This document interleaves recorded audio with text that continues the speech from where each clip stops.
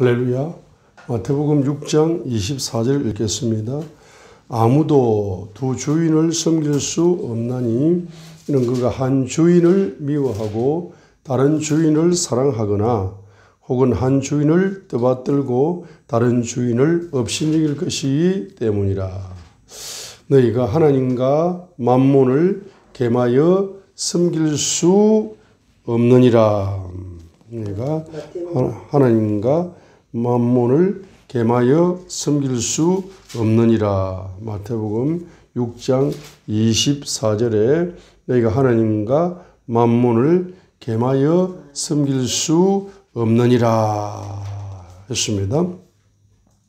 자, 오늘은 만몬의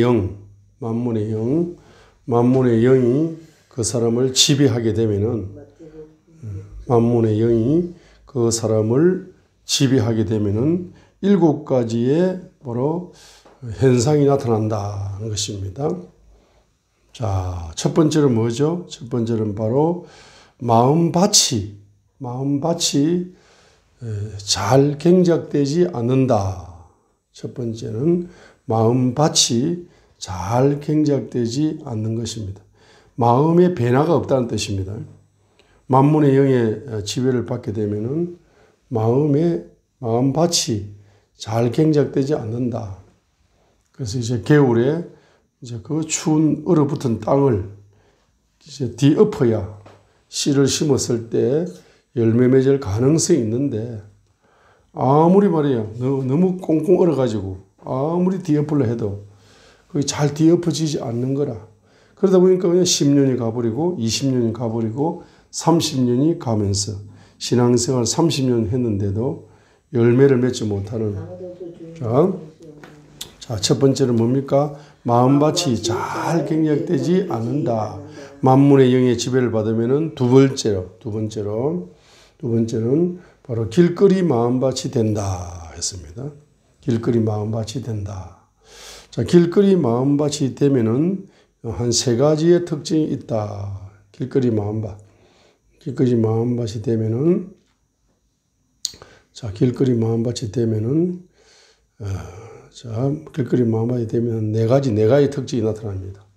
자, 길거리 마음밭이 되면은 첫 번째로는 말씀을 깨닫지 못한다.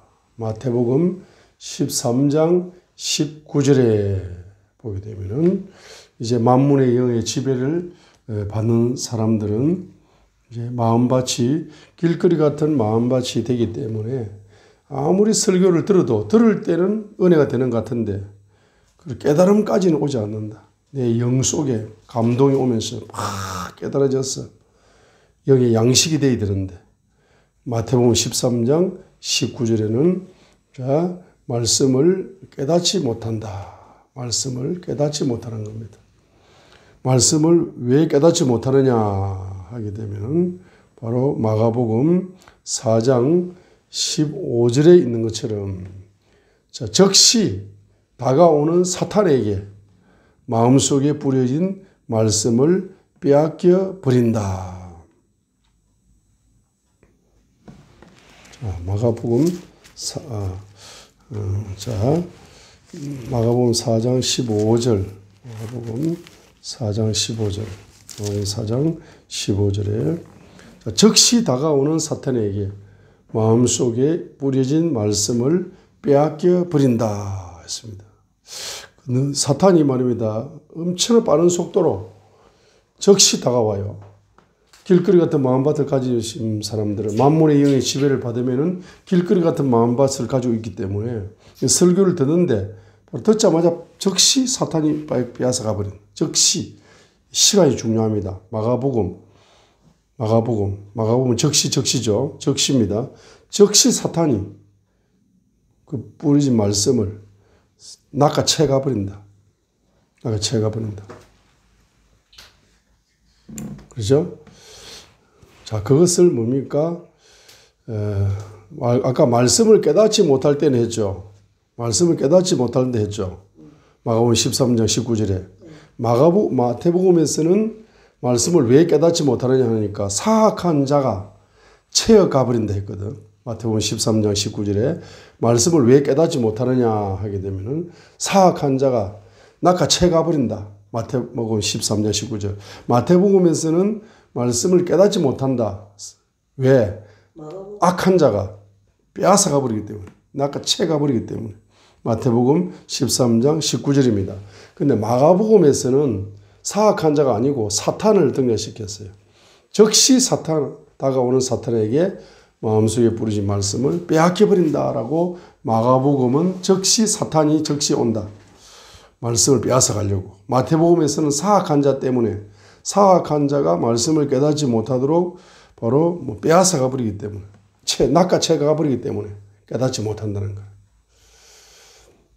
마태복음에서는 사악한 자가, 마가복음에서는 즉시 사탄에게, 누가복음에서는 뭡니까? 마귀가 등장한다. 마귀. 누가복음 8장에서는 마귀가 등장합니다. 마태복음에서는 사악한 자가 말씀을 깨닫지 못하게 하고 마가복음에서는 즉시 사탄이 말씀을 빼앗아가 버리고 그 다음에 누가복음 8장에서는 바로 마귀가 온다. 마귀가. 그래서 누가복음 8장 바로 14절이죠. 12절이죠. 마귀가 와서 말씀을 빼앗아 가기 때문에 말씀을 빼앗겨 버리면 나타나는 결과까지를 기록했습니다. 누가복음 8장 12절에서는 바로 마귀가 와서 말씀을 빼앗아 가버리는데 말씀을 빼앗겨 버리게 되면 나타나는 결과가 뭐냐? 믿지 못한다. 믿지 못하고 마귀가 오는 거예요. 믿지 못하고 구원받지 못하는 자들이다 했습니다. 믿지 못하고 구원받지 못하는 자들이다. 제가 지금 이해를 잘 하셔야 됩니다. 제가 지금 무슨 분야를 이야기하고 있다? 경제 분야를 이야기합니다. 누가복음 8장 11절 보세요. 11절 보세요. 누가복음 8장 11절 보시라고. 누가복음 8장 11절. 제가 지금 경제 분야를 이야기하고 있는 겁니다. 자, 그래서 누가복음 8장 11절에 읽겠어요. 이제 그 비유는 이러하니라. 씨는 뭐다? 하나님의 말씀이다 했습니다. 자, 누가복음 8장 11절에 씨는 하나님의 말씀인데 그냥 말씀의 씨가 아니고 말씀의 계시의 씨앗이 아니고 제가 지금 말하는 것은 경제 계시의 씨앗을 이제 그 관점으로 이야기하는 겁니다. 이해가 되시죠? 길거리 같은 마음밭이라 할 때 다른 말로 쉽게 이야기하면 지금 말씀의 계시의 씨앗을 심기는 심는데 경제 계시의 씨앗을 지금 경제적인 관점을 제가 지금 이야기하고 있는 겁니다. 자, 만물의 영의 지배를 받게 되면 그 마음이 뭐죠? 길거리 같은 마음밭이 되는 거라. 그래, 마음이 경작이 잘 안 되잖아. 길거리 같은 마음이 경작이 안 됩니다. 그래서 경제 계시의 씨앗을 심었을 때 경제 계시의 씨앗, 물론 말씀의 계시의 씨앗을 문자적으로는 말씀의 계시의 씨앗을 이야기하지만은 제가 이제 경제 계시의 씨앗을 적용하는 겁니다. 경제 계시의 씨앗을 심었을 때 악한 자가 그 말씀을 경제 계시의 씨앗을 채 가버리는 거야. 깨닫지 못하는 거야. 아무리 경제 계시를 가르쳐도 깨닫지 못하는 겁니다. 악한 자가 낚아채 가버리니까. 그 다음에 말입니다. 이 사람이 이 경제 계시의 씨앗을 받아가지고 부자가 되어버리면 사탄이가 엄청난 영적으로 손해를 보기 때문에 즉시 마가복음 4장 15절에 즉시 사탄이 다가와가지고 그 사람의 경제 계시의 씨앗을 빼앗아 가버려요. 그 다음에 누가복음 8장 12절에서는 마귀가 와가지고 그 경제 계시의 말씀의 씨앗을 빼앗아가 버리기 때문에 이 사람은 말씀의 경제 계시를 빼앗기고 나면은 경제 계시를 이야기하면 자꾸 의심만 하는 거야. 의심만 해요. 의심. 응? 저 목사가 왜 자꾸 돈 이야기만 하는 거야. 자꾸 이상한 생각을 하고 의심만 하는 거라. 의심이 자꾸 들어와요. 그러면서 뭡니까? 구원받지 못해. 가난해서 구원받지 못해. 채무에서 구원받지 못해. 물질 문제 해결 안 됩니다. 자, 그래서 우리가 만문의 영을 뿌리 뽑아야 됩니다. 자, 그 다음에 이제 만물의 영의 지배를 받게 되면은 마음밭이 돌짝밭 같은 마음이 됩니다. 돌짝밭의 특징은 뭐냐 하면은 일단은 말씀을 기쁨으로 받아. 야, 설교 잘한다. 말씀 은혜스럽다. 어떻게 저렇게 경제 계시의 말씀을 저렇게 잘 전하나 하면서 기쁨으로 말씀을 받아요. 받습니다. 그런데 마태복음 13장 21절에 보니까 세 번째가 돌짝밭이죠. 돌짝밭. 첫 번째는 뭡니까? 만물의 영의 지배를 받으면은 마음밭이 잘 경작되지 않는다 이 말이죠. 두 번째는 길거리 같은 마음밭. 세 번째는 돌짝밭 같은 마음밭이죠. 자, 이 돌짝밭의 마음의 특징은 뭡니까? 자, 만물의 영의 지배를 받고 있다 할지라도 그 사람이 말씀을 들을 때 기쁨으로 받아들이는 거야. 은혜 받는 거야. 감동 충만, 은혜 충만, 기쁨 충만, 행복 충만. 설교 들을 때, 말씀을 들을 때 얼마나 좋은지 몰라. 특별히 경제 계시의 씨앗을 이제 마음밭에 뿌려주게 될 때에 기쁨으로 받는 거야. 야, 저렇게 하면은 부자가 될 수도 있구나. 가난해서 해방될 수도 있고 50억 채무도 저기 3년 만에 해결될 수도 있구나. 야, 해결될 수 있겠구나 하면서 기쁨이 넘쳐. 그런데 이 사람 특징이 뭐냐 하면 뿌리를 못 내는 거야. 경제 계시의 씨앗을 기쁨으로 받지만은 마태복음 13장 21절에 보게 되면은 자, 뿌리가 없어요. 뿌리가 없어가지고 잠시 견디다가 잠시 견디는데 그 말씀을 이제 실천하려고 하니까 환란이 오고 핍박이 오는 거라. 자, 마태복음 13장 21절 속에 뿌리가 없어 잠시만 견디는 자니 말씀으로 인하여 환란이나 핍박이 일어나는 때에 그가 곧 실족하느니라 했어요. 그래서 경제 계시의 씨앗을 기쁨으로 받지만은 뿌리가 없기 때문에 조금 잠시 견디다가 그 말씀을 내가 믿고 실천을 해야 뿌리가 내리게 되는데 그 말씀을 이제 실천을 조금 하다가 몇 번 해보다가 경제가 안 열리고 가난해서 해방이 안 되고 채무도 해방이 안 되고 하니까 실망하는 거야. 그러다가 뭡니까? 그 말씀을 계속 실천하려고 하다 보니까 환란이 오고 핍박이 오다 보니까 넘어져 버려요. 그 열매를 못 맺는 겁니다. 그 다음에 마가복음 4장 17절에서는 속에 뿌리가 없어 잠시만 견디다가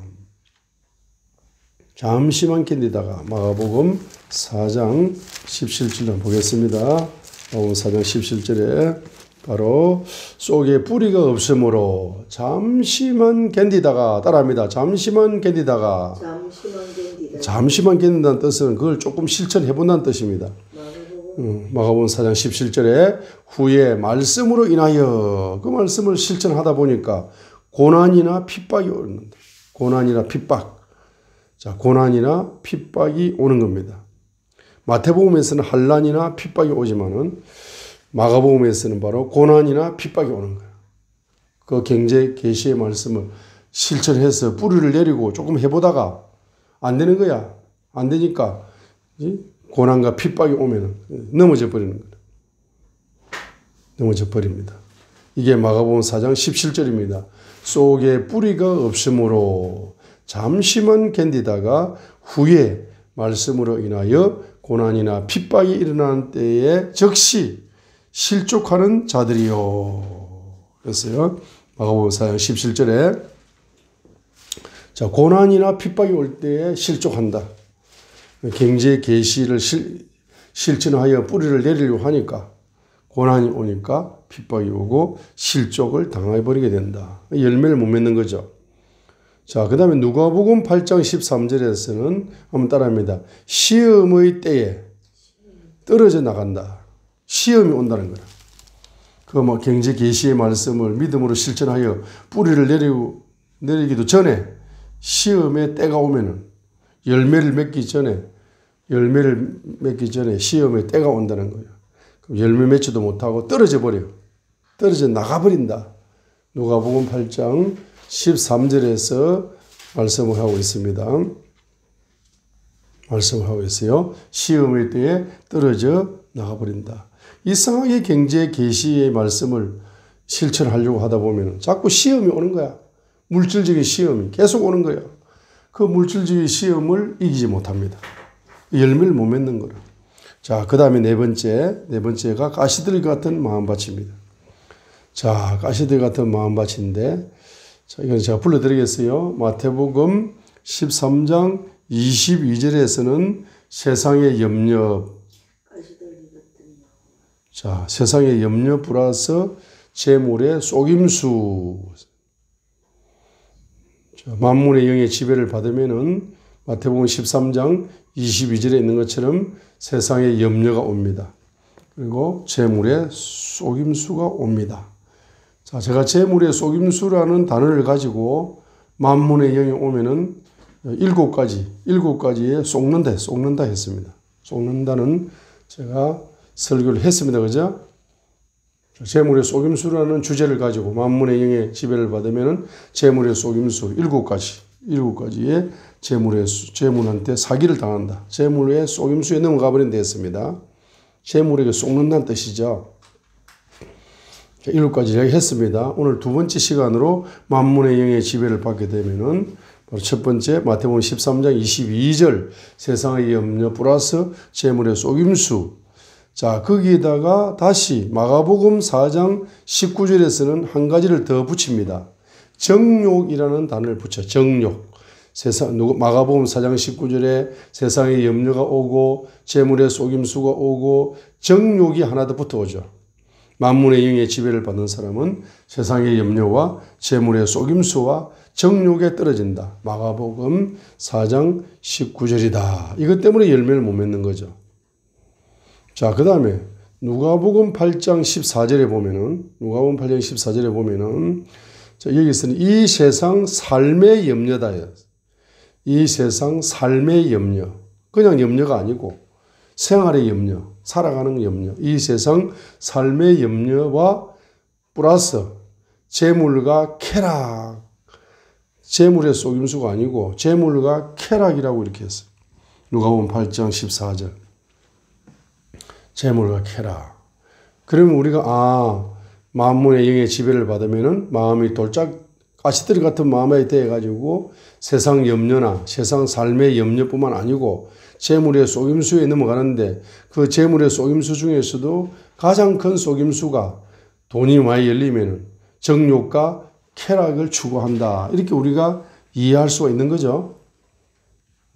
자, 그 다음에 뭡니까? 가시들 같은 마음 같은 특징은 말씀이 숨이 막혀버린다.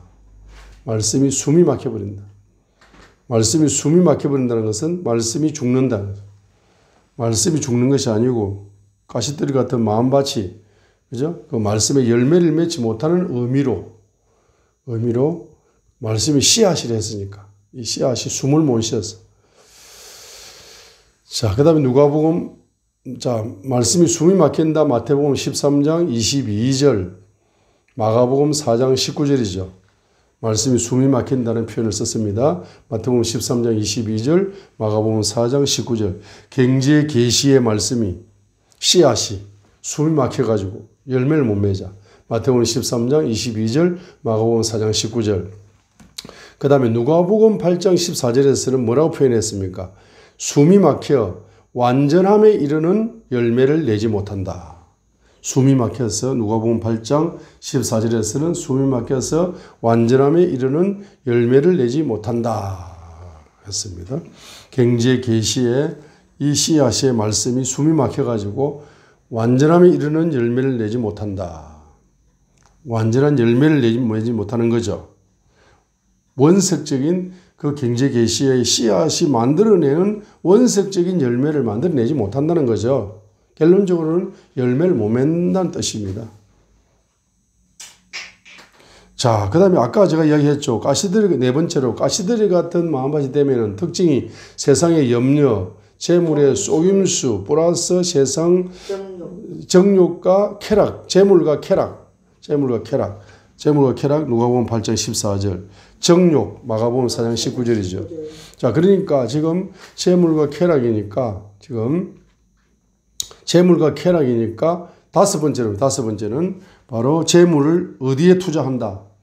쾌락 추구에 투자한다는 걸 바로 누가복음 8장 14절이나 마가복음 4장 19절을 보게 되면은, 그죠? 마가복음 4장 19절에 세상의 염려 플러스 재물의 속임수 플러스 정욕이라 했잖아요. 누가복음 이 세상 삶의 염려 플러스 재물과 쾌락이라고 누가복음 8장 14절에 했기 때문에, 그럼 다섯 번째로 뭡니까? 바로 만문의 영의 지배를 받는 사람들은 물질이 열리면 그 물질의 우선순위를 어디에 투자한다? 쾌락에 투자한다. 이 말, 쾌락에 투자한다. 바로 다섯 번째 뭡니까? 만문의 영의 지배를 받으면은 다섯 번째가 바로 재물을 쾌락 추구에 투자한다는 거예요. 자, 방금 지금 이해가 되시죠? 만문의 영의 지배를 받으면 첫 번째, 마음밭이 잘 경작되지 않는다. 두 번째, 길거리 같은 마음밭. 세 번째, 돌짝밭 같은 마음밭. 네 번째, 바로 가시드리 같은 마음밭. 다섯 번째 뭡니까? 다섯 번째는 재물을 쾌락 추구에 투자한다. 자, 그죠? 어디에? 마가복음 4장 19절이나 누가복음 8장 14절을 보면 알 수 있잖아. 마가복음 4장 19절에 정욕, 누가복음 8장 14절에 쾌락, 재물과 쾌락이라고 했기 때문에 물질이 많이 열리면은 그 물질을 바로 만문의 영의 지배를 받는 사람은 쾌락을 우선적으로 추구하는데 우선적으로 투자한다는 걸 알 수 있죠. 이해가 되시죠? 재물과 쾌락, 누가복음 8장 14절입니다. 재물을 어디에 투자한다? 쾌락을 추구하는데 1차적으로 재물을 쾌락을 추구하는데 투자하도록 만문의 영이 바로 조정을 해버립니다. 생각의 구조를 바꿔버려요. 생각을 조정해버립니다. 돈을 가지고 1차적으로 우선적으로 쾌락을 추구해야 되겠다는 생각으로 만문의 영이 그 생각을 조정해버려요. 자, 그리고 쾌락이 뭡니까? 쾌락은 무엇을 먹을까? 무엇을 입을까? 자, 무엇을 먹을까? 무엇을 먹을까 하니까 첫 번째로 잠언 23장 21절입니다. 재물을 식욕에 투자한다. 맛있는 거 사 먹는 거 있잖아. 예? 맛있는 거, 사치하는 거, 입에 사치하는 거. 잠언 23장 21절에 보게 되니까 잠언 23장 무엇을 먹을까? 잠언 23장 21절에 무엇을 먹을까에 그 인생의 초점, 물질을 투자하는 우선순위가 무엇을 먹을까에 투자가 됩니다. 잠언 23장 21절에 보게 되면은 음식을 탐하는 자는 가난하게 된다 했어요. 자, 그죠? 자, 두 번째, 무엇을 마실까? 무엇을 마실까? 잠언 20장 1절이나 잠언 20장 1절이나 잠언 23장 29절로 35절에 그죠? 보게 되면은 무엇을 마실까? 술을 마신다. 술을 마시는데 우선적으로 투자를 하게 됩니다.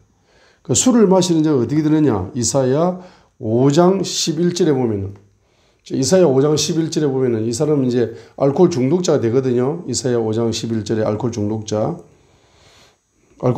되어 갑니다. 이사야 5장 11절에. 돈만 있으면은 1차적으로 술 마시는 것에 먼저 돈을 투자하도록 만문의 영이 그 돈을 술에 투자하도록 조정을 해버립니다. 그러니까 이사야 5장 11절에 알코올 중독자가 되는 거지. 이렇게 하면 아침부터 저녁까지 술만 퍼마시는 거예요. 이사야 5장 11절 아침부터 저녁까지. 아침에 일찍 일어나는 목적이 뭡니까? 독주를 따라가려고. 밤낮으로 잠도 안 자고 밤이 될 때까지 계속 따라가서 독주를 따라가가지고 마침 내 포도주로 얼굴이 불거스름하게 돼가지고 얼굴이 붉게 변해버립니다. 그런 자에게 하가 있을지어다. 하가 있다는 거요. 이사야 5장 11절. 만문의 영은 어쩌든지 하가 있도록 만드는 쪽으로 조정을 합니다. 무엇을 마실까 해가지고. 이사야 5장 22절에 보게 되면은 이 세상에서 제일 용감한 사람이 누구냐 하니까 알코올 중독자입니다. 술을 마시는 사람이 술을 마시면 간띠가 부어가지고 계속 뭡니까? 용감해지는 거야. 큰 소리를 치는 거야. 술 마시고. 이사야 5장 22절에 용감하다는 표현을 썼습니다. 용감하게 포도주를 마시며 독주를 섞는 힘센 자들에게 하가 있을지어다 했습니다. 그러니까 힘센 자들, 힘센 자들이 주로 이제 권력층. 권력이 많은 사람들이나 돈 많은 사람들, 권력이 많은 사람이나 금력이 많은 사람이나 명예가 많은 사람들, 인기 많은 사람들, 이 사람들이 힘센 사람들인데 이 사람들은 용감합니다. 돈도 팍팍 씁니다. 막 1,000만 원. 하룻밤 술값이 뭐 1,000만 원. 내가 한턱 쏘게. 한턱 쏘는데 1,000만 원. 1,000만 원을 그냥 막 뭡니까? 나이트클럽 뿌려버려요.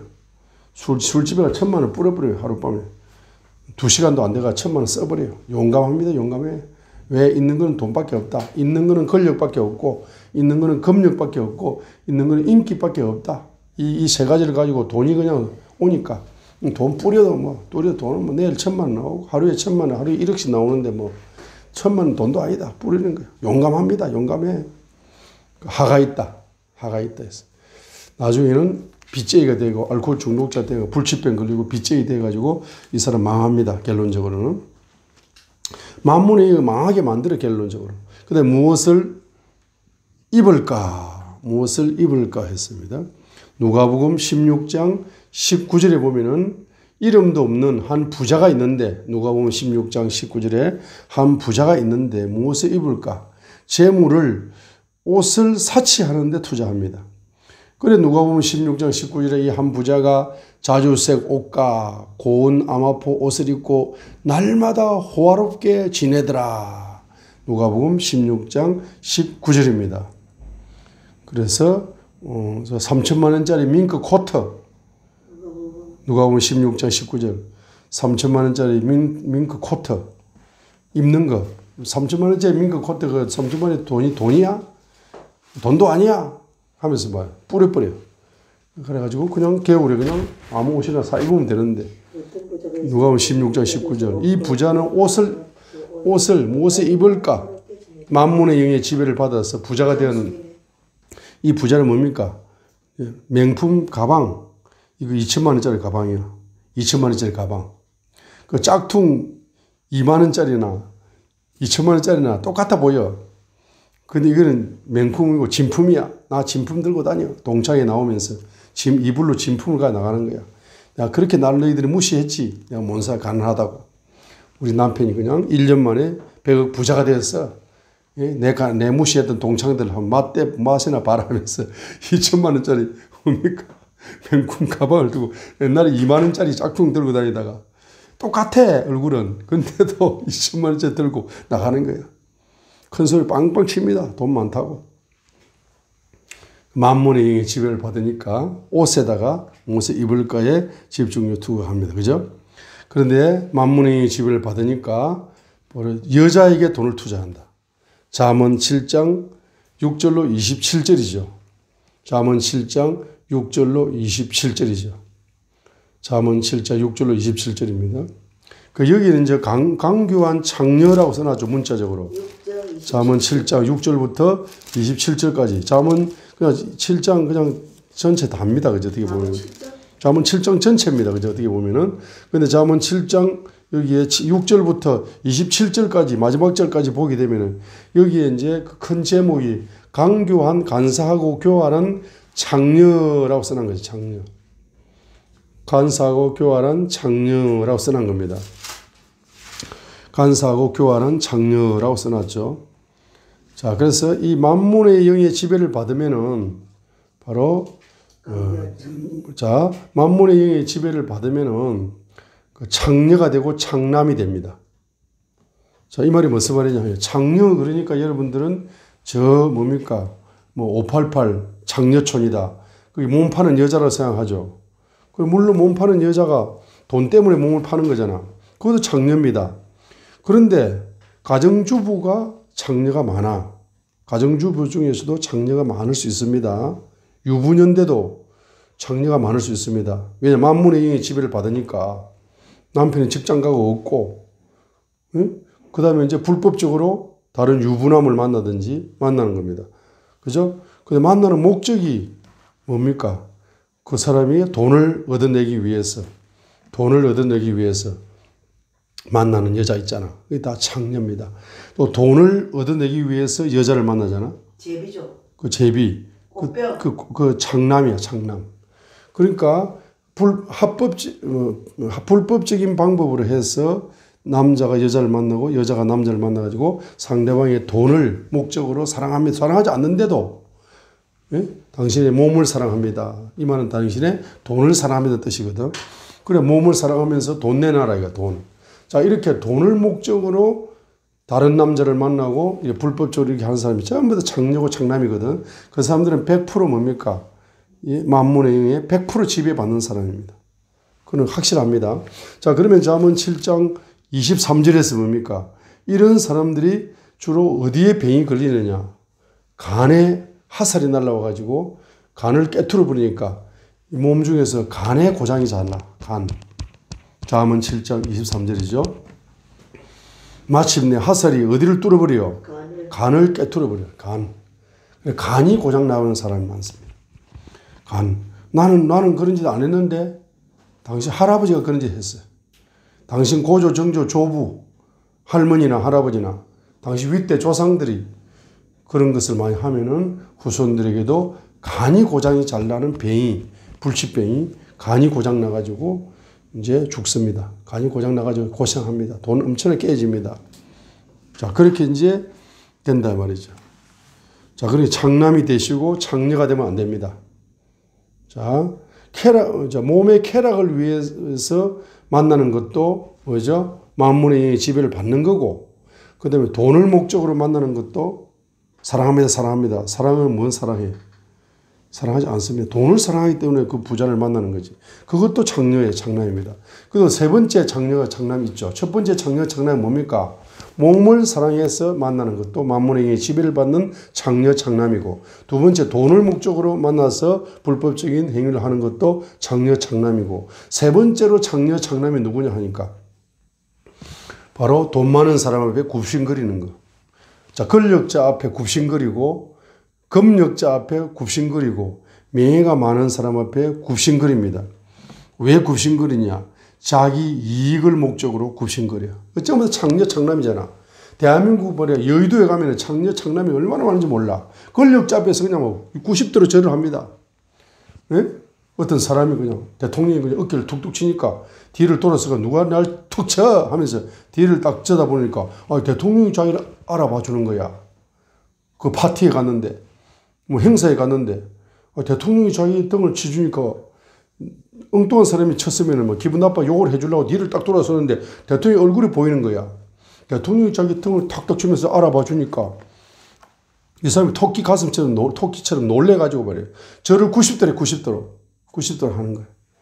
그 사람의 심리 속에는 뭐가 있느냐 하니까 권력자에게 아부해가지고 자기 정치적인 이득이나 경제적인 이득이나 이런 뭔가 이득을 취하려고 자기보다 뭐 권력이 많은 사람 앞에 굽신거리고 자기보다 돈 많은 사람 앞에 굽신거리고 돈 많은 사람 박수를 치주고 좋아합니다. 존경합니다. 존경하기는 개뿔 존경합니까? 존경 안 합니다. 돈을 존경하지.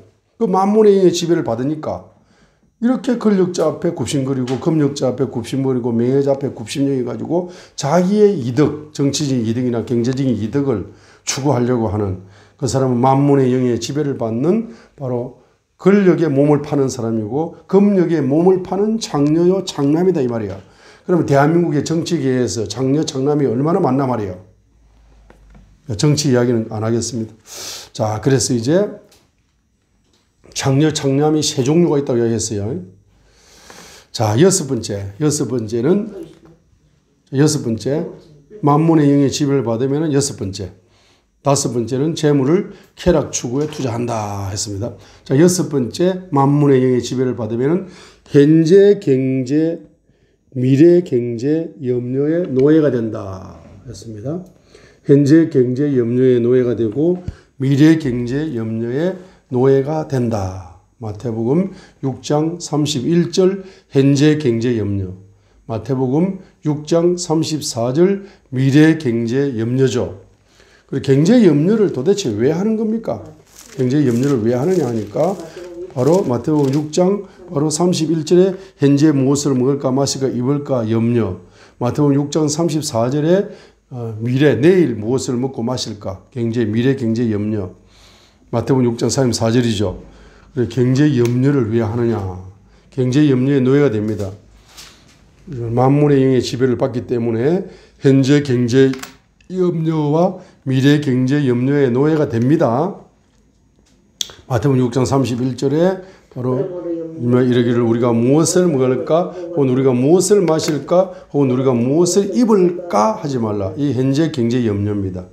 사님 4절에 그러므로 내일을 염려하지 말라.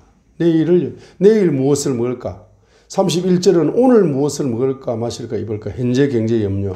34절은 내일 무엇을 먹고 마실까 입을까 미래 경제 염려. 이러한 미래 경제 염려를 하는 겁니다. 왜? 만문의 영의 지배를 받으면은 이러한 경제 염려의 노예가 됩니다. 그래서 말입니다. 경제 염려를 누가 하느냐? 고아들이 하는 거예요. 고아들이 하는 겁니다. 32절부터 32절 읽겠습니다. 이 모든 것은 이방인들이 구하나니 너희 하늘 아버지께서 이 모든 것이 너희에게 필요한 줄 아시느니라. 아버지와 자녀와의 관계가 확실하면은 뭡니까? 염려를 안 한다고. 자녀는 아버지가 다 해주니까, 아버지가 필요를 다 채워주니까, 필요를 채워줄 줄 신뢰하니까, 아버지를 신뢰하니까, 아버지를 의지하니까, 아버지를 믿으니까, 아버지가 약속한 것 이루어준다고 믿으니까, 절대로 뭡니까? 탕자처럼 아버지와 분리되어 가지고 고아처럼 이렇게 탕자처럼 고아처럼 이렇게 사니까 경제 염려를 하는 거지. 그죠? 다른 말로 말하면 만문의 영의 지배를 받는 거잖아. 바로 예수님의 지배를 받으면, 예수님이 주인이 되는 사람은 주인이 종행을 책임진단 말이죠. 근데 만문의 영의 지배를 받다 보니까 자꾸 말입니다. 노년을 염려하는 거야. 아이고, 앞으로 나이 지금 60살인데 60살 동안 살아봤는데 이렇게 힘들게 살았는데 60년 동안 60년을 더 살아야 된다. 120살까지 살아야 된다 하는데 아이고 나이가 늙어 일도 못하고 어떻게 살지 하면서 미래 경제 염려를 60년 동안 경제 염려의 노예로 살아갑니다. 왜? 예수님이 주인이 아니기 때문에, 내가 예수님의 종이 아니기 때문에 미래 경제 염려하는 겁니다. 그러죠? 자, 일곱 번째. 만문의 영의 지배를 받으면 우선순위 선택에 실패한다. 마태복음 6장 33절이죠. 우선순위를 바꿔버립니다. 만문의 영의 지배를 받으면 바로 물질 중심으로, 물질이 우선으로 나가버립니다. 첫째가 물질이야. 마태복음 6장 33절에. 그래서 오직 너희는 첫째로 하나님의 왕국과 그분의 의를 구하라. 첫째로 구할 것은 오직 강조했습니다. 첫 번째로 강조했습니다. 두 번이나 강조했어요. 뭘 구하라는 거예요? 하나님의 왕국과 그분의 의를 구하라 하고 바로 명령을 했습니다. 그런데 사람들은 이 명령을 순종하지 않고 뭐 합니까? 이 명령을 순종하기만 하면은 현재 경제, 미래 경제를 더하여 주시죠. 더하여 주신다. 플러스 경제로 현재 경제도 플러스, 미래 경제도 플러스가 됩니다. 그런데 사람들은 뭡니까? 플러스가 되는 걸 못 믿는 거야. 못 믿기 때문에, 만문의 영의 지배를 받으면 믿음이 없기 때문에 바로 무엇을 먼저 구하느냐? 돈을 먼저 구하는 걸 선택을 해버립니다. 돈을 먼저 첫 번째로 선택을 해버립니다. 돈을 먼저 선택을 하도록 미혹해버린다 이 말입니다. 자, 그래서 요 일곱 가지의 만문의 영을 해방을 받으셔야 되겠죠. 해방을 받으시려면은 세 가지를 해야 된다. 세 가지를 해야 해방될 수가 있습니다. 자, 첫 번째로 세 가지를 해. 세 가지 열쇠가 있어요. 만문의 영에서 만문의 영을 파쇄시켜 버리려면은 세 가지를 해야 된다. 자, 첫 번째로는 열쇠 세 가지입니다. 만문의 영을 파쇄하는 열쇠 세 가지가 있겠죠. 물론 열쇠가 많아요. 그러나 오늘 말씀에 세 가지만 말씀드립니다. 아무튼 만문의 영을 파쇄해야만이 예수님이 온전한 주인이 될 수가 있기 때문에. 마태복음 6장 24절.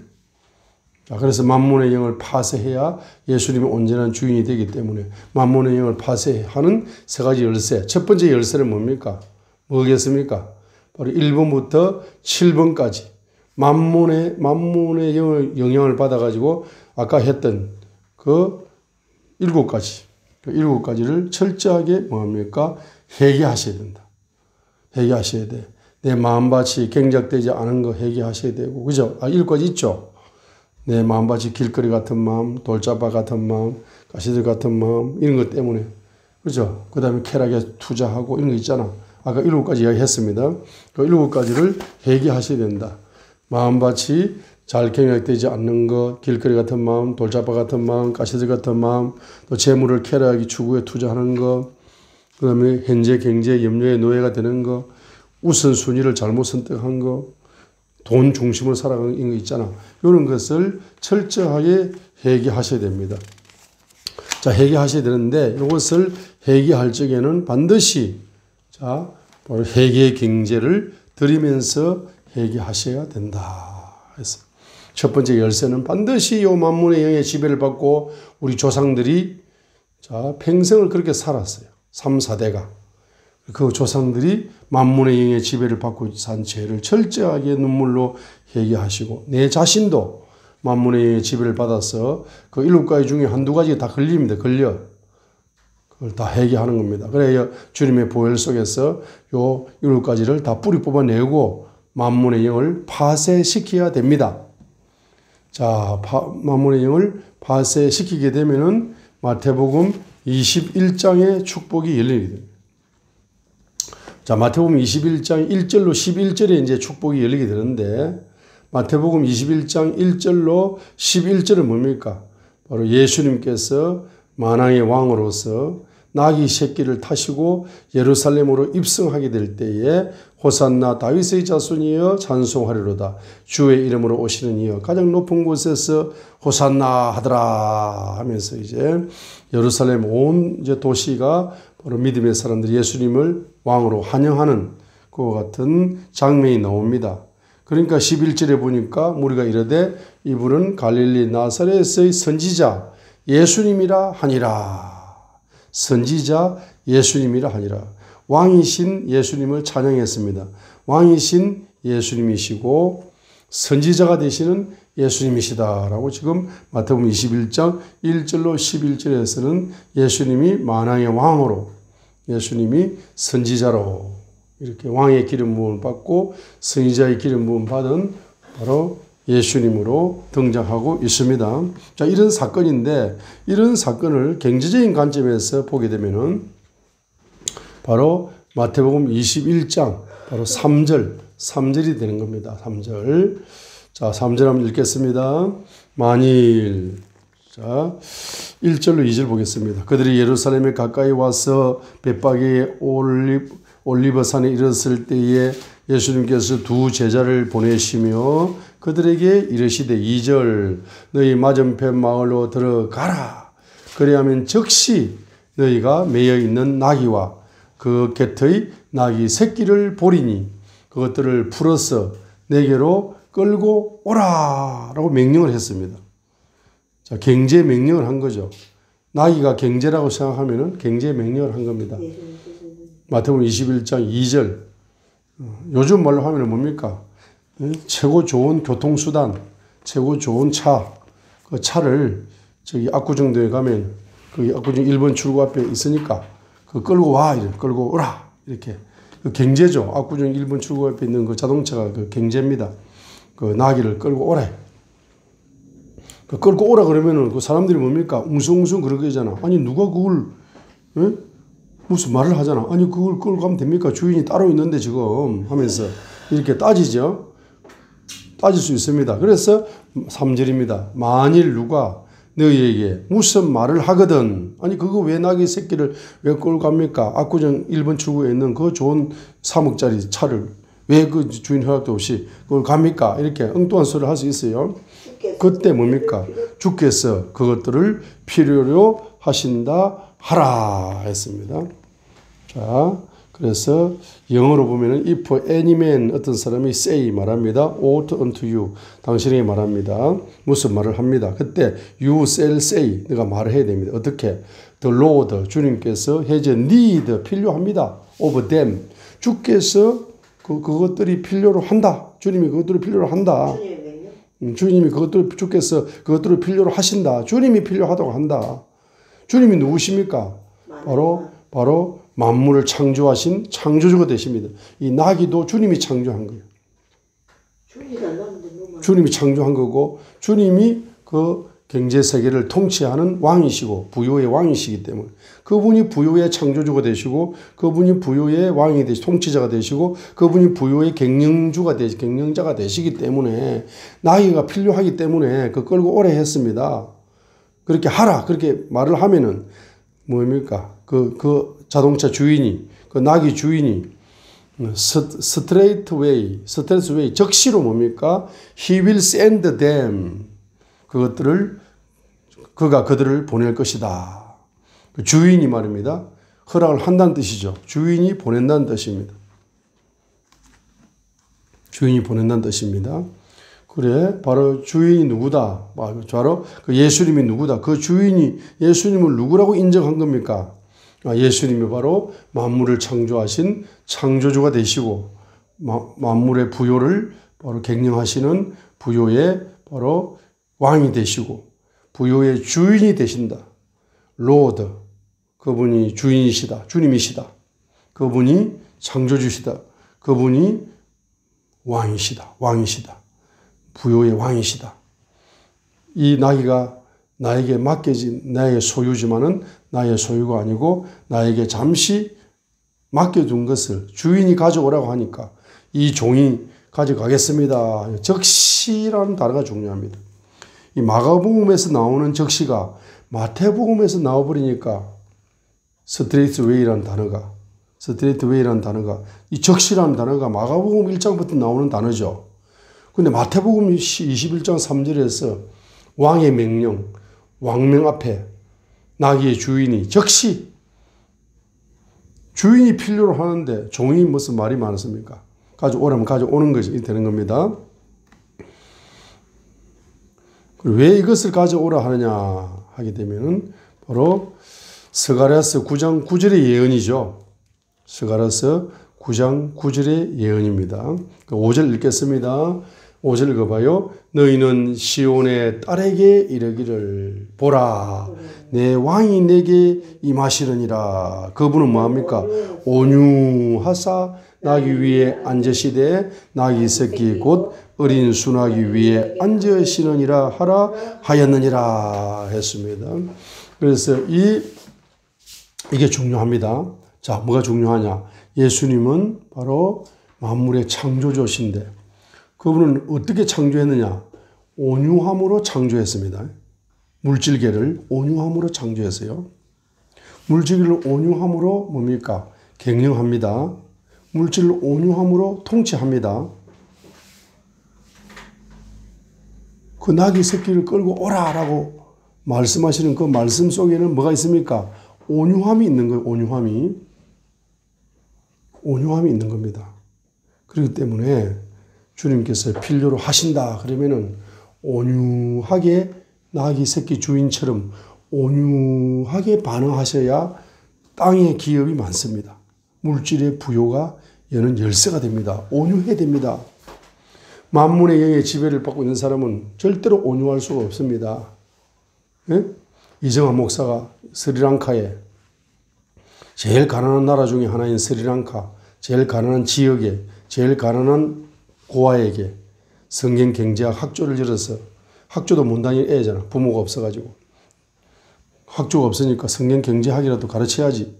그래서 이제 가르치겠으니까 바로 선교 헌금을 비행기 값을 이틀 전에 제가 갑자기 입에서 스리랑카가 튀어나왔어요. 하나님이 예언을 주셨어요. 그래서 우리 일본 선교 국가가 스리랑카가 됩니다. 그런데 어제 제가 기차를 탔는데 그 기차 제 옆에 25살짜리 애가 대구 계명대학교 호텔 경영학과 학생이 앉았는데 국적이 어디요냐고 영어로 물어보니까 스리랑카를 했어요. 내가 기절할 뻔했어요. 그래서 내가 하나님이 이 사람을 왜 내 옆에 앉혔지? 그리고 기차 타고 갈 적에는 절대로 말하면 묵상하고 기도하고 가지 옆에 사람한테 말 안 합니다. 말이 필요 없어. 근데 어제는 그냥 말을 하고 싶더라고. 그래서 내가 말을 거니까 그 애가 또 친절하게 대답을 해줘요. 그래서 이 이름의 뜻이 뭐냐 하니까 자기가 아버지 이름을 쓰면서 뭐라 하니까 가족이 패밀리라는 뜻이다. 자기 이름의 뜻이 패밀리라는 뜻이래요. 나 2번 기절해 버렸잖아. 이틀 전에 스리랑카 나왔는데 이틀 후에 기차 옆에 내가 스리랑카 청년이 앉았고 학생이 앉았고 그 다음에 그 자기 이름의 뜻이 패밀리라고 하는 거라. 야, 이 스리랑카와 패밀리가 되라고 하는구나. 스리랑카 국가와 가족이 되라고 하는구나. 이렇게 저는 예언적 징조를 받았습니다. 자, 그렇기 때문에 내가 비행값이 얼마냐 물어보니까 왕복 120만 원이라 했어요. 그럼 100만 원 가지고 가면은 스리랑카에서 한 달 살 수 있어요 하니까 아우 충분히 예스 살 수 있어요 하면서 이야기를 하더라고요. 자, 그래 120만 원 비행값이잖아. 그 다음에 또 그 가서 이제 거기 현지 목사님을 또 임명을 해야 돼. 그죠? 사례비도 줘야 돼. 그리고 또 1년에 한 2달 가가지고 고아들 모아놓고 또 성경 경제학을 또 재미있게 가르쳐야 돼. 그러려면 1,000만 원 이상의 돈은 그냥 드는 거라.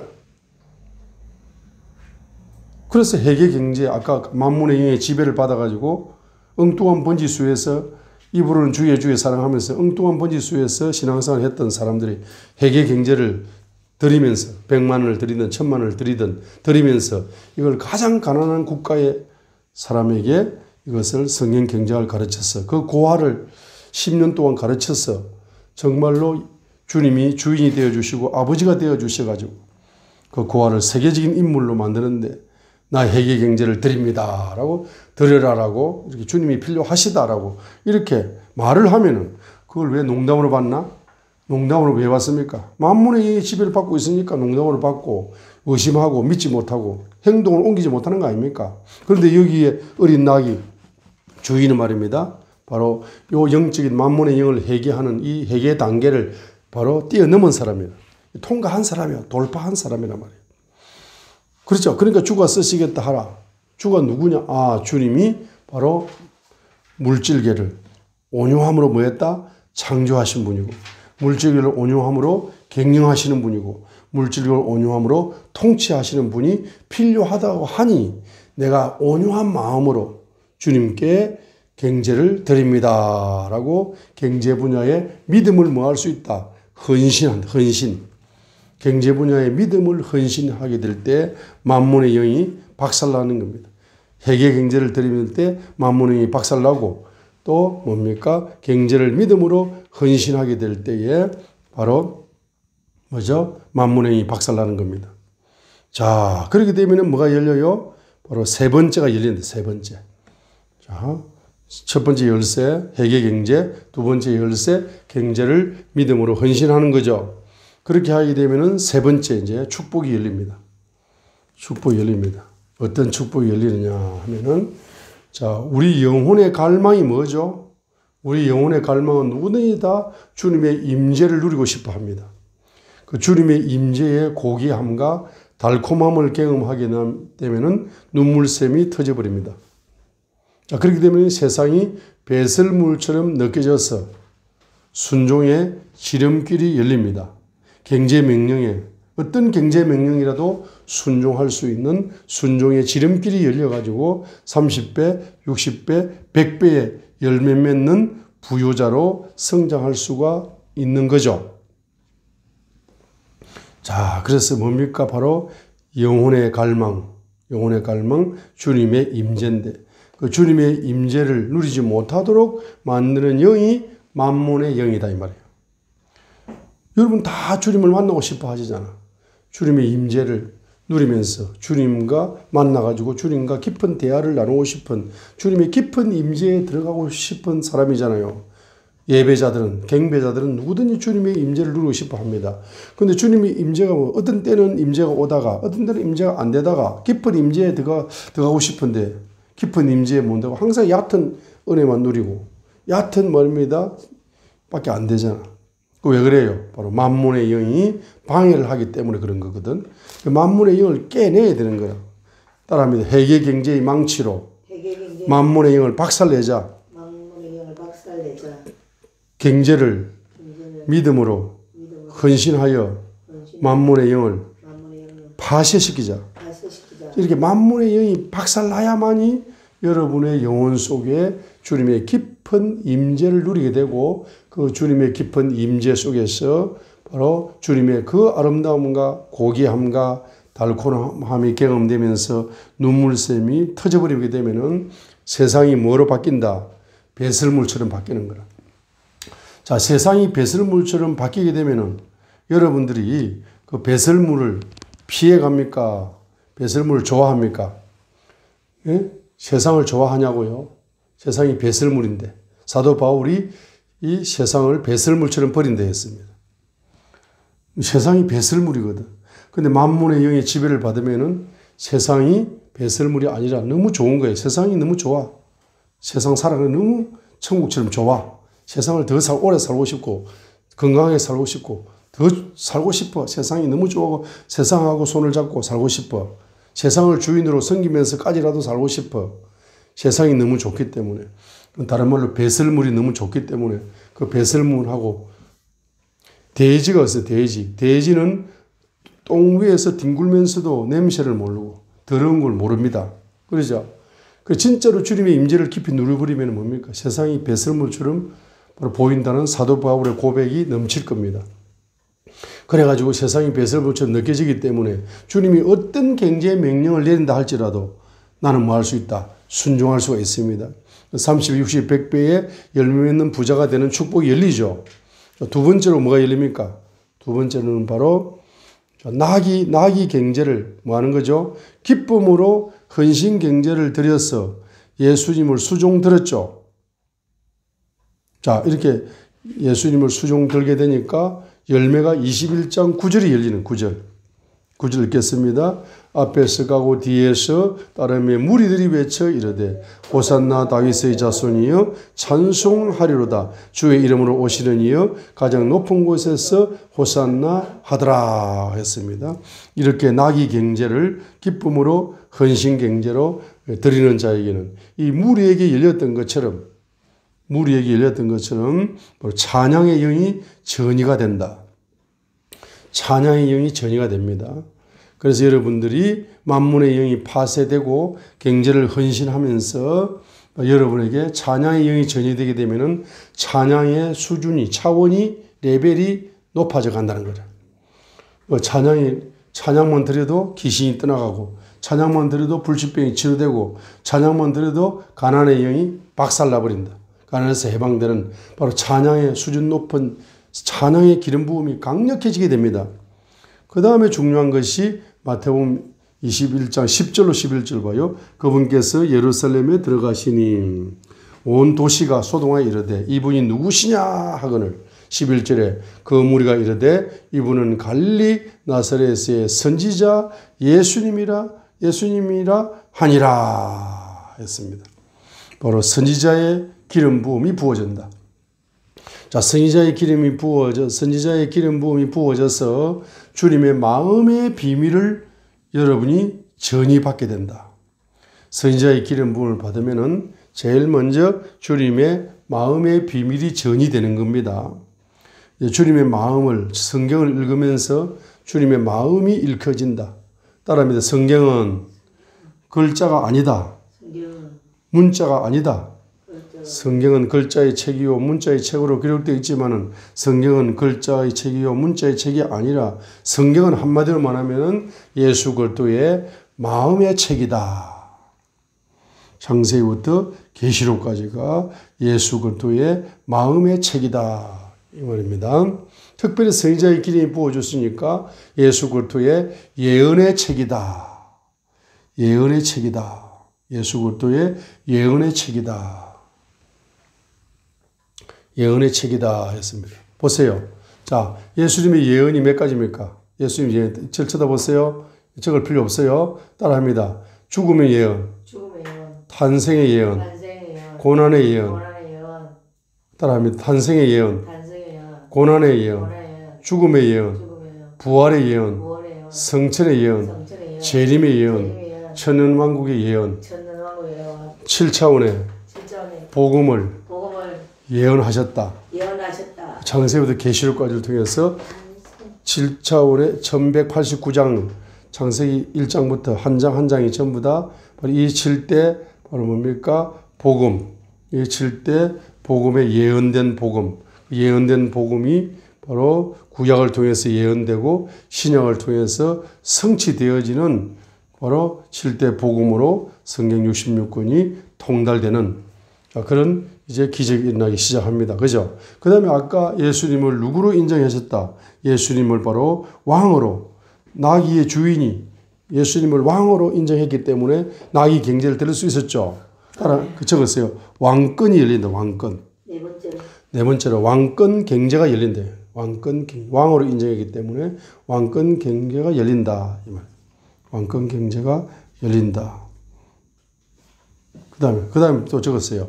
그 다음에 몇 번째입니까? 다섯 번째 축복이 뭡니까? 온유한 자에게는 뭘 주신다? 땅을 기업으로 주신다 하니까 이 땅의 기업이 열린다는 거예요. 마태복음 5장 5절입니다. 온유한 자들은 복이 있나니 그들이 땅을 상속받을 것이기 때문이다. 이 나귀 경제로 헌신한 이 나귀의 주인은 바로 주님이 주인이시기 때문에 나귀를 헌신 경제로 드렸죠. 무슨 마음으로? 온유한 마음으로. 온유한 마음이란 뜻은 따릅니다. 온유와 겸손의 마음이다. 온유와 겸손의 마음이다. 온유한 마음으로 겸손의 마음으로 했습니다. 자, 이제 마치면서 제가 말씀을 드릴게요. 지금 제가 이제 멘토를 다양한 분야에서 멘토를 지금 이제 책을 한 권 만들어서 이렇게 이제 성경 멘토학이라고 이제 책을 하나 썼어요. 썼는데 어떤 그 아주 젊은 분이 있는데 그분을 이제 내가 멘토로 삼기로 했는데 그분이 자기 평생의 뭡니까? 자기 평생의 주제가 자기가 주님의 임재를 누리면서 눈물이 터지면서 그때 주님께 입에서 고백이 탁 튀어나오더래. 그게 평생의 자기의 바로 뭡니까? 주제가 된 거고 그 다음에 외국에 집회 나갈 적에는 항상 자기 스태프들한테 뒤에다가 이 단어를 영어로 찍어가지고 나가요. 옷에 항상 여기 새겨놓고 유튜브에도 새겨놓습니다. 한번 따라합니다. I stay humble. 나는 겸손에 머물 것이다. 나는 겸손에 머물 것이다. I stay humble.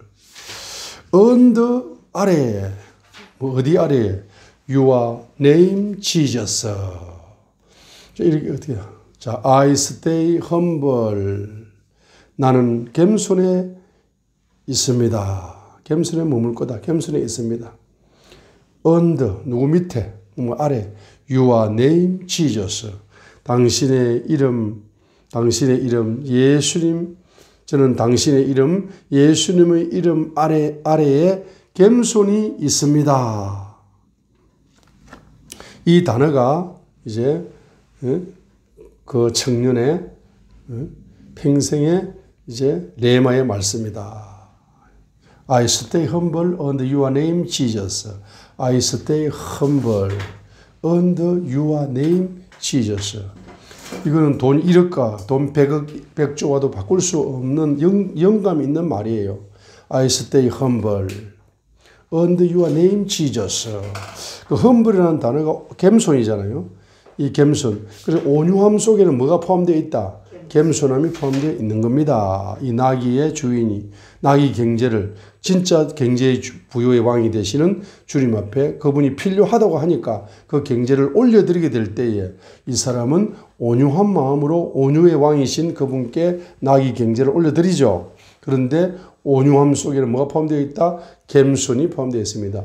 겸손하게 경제의 주인이 필요하다고 하니 드리는 겁니다. 그렇죠? 그래서 이 단어 한번 외워보겠습니다. I stay humble. Under your name, Jesus. 나는 당신의 이름, 예수님의 이름 under 아래에 겸손히 있습니다.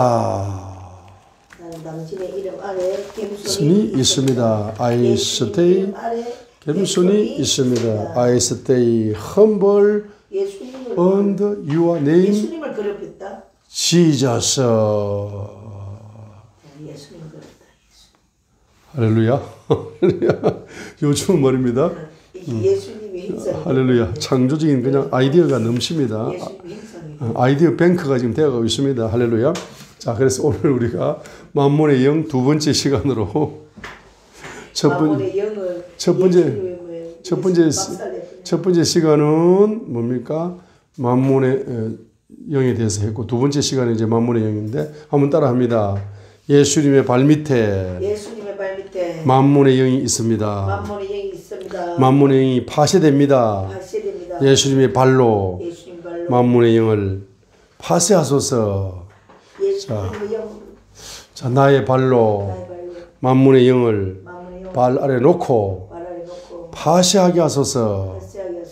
할렐루야.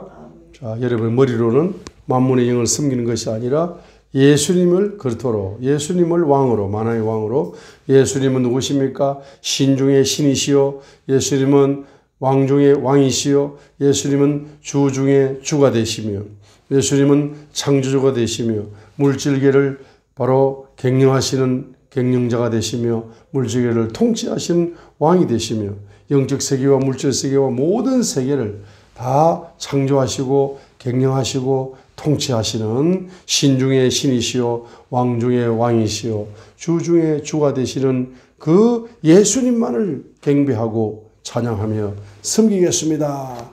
만문의 영은 배설물처럼 버리겠습니다 하고 오늘 결단하시는 저와 여러분이 되시기를 주님으로 간절히 축복합니다. 할렐루야.